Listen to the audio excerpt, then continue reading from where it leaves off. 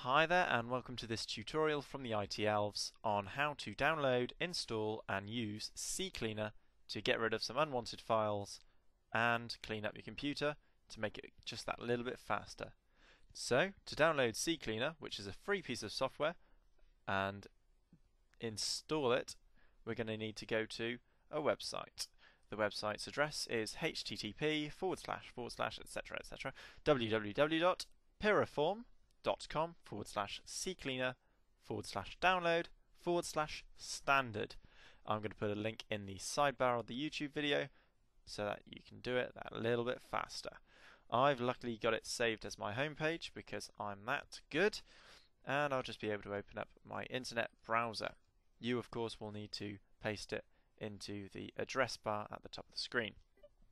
As soon as the page loads, you might get an information bar notice, in which case just click OK, and you also may get this yellow bar at the top of the screen. If you do, just click it and click Download File. After this appears, you'll get an option of running or saving the file. Saving the file would allow you to use the installer again later on in time, but for now we're just going to run it.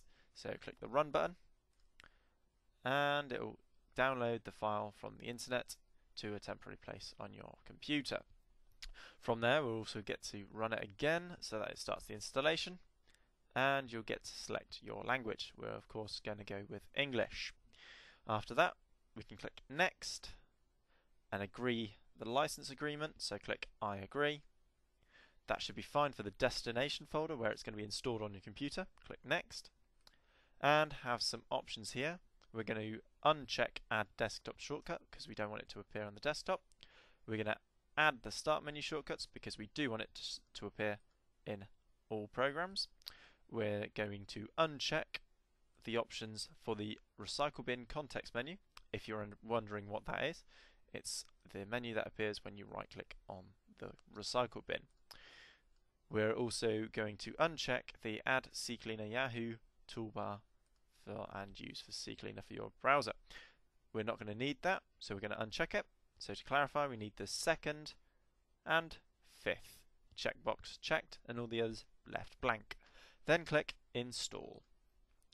It will then go through and install the system files, and we'll get the option to run CCleaner straight away. So we're going to click Finish and CCleaner will load. Down the left is the options on what you can download, or rather you can delete from the system. Most of the ones that we want are there, so we're going to leave it as default.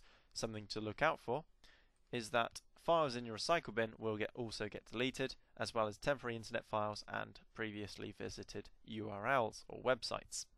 So to make sure there's nothing in the recycle bin that we want to keep, we're going to double click on it and make sure there's nothing in there.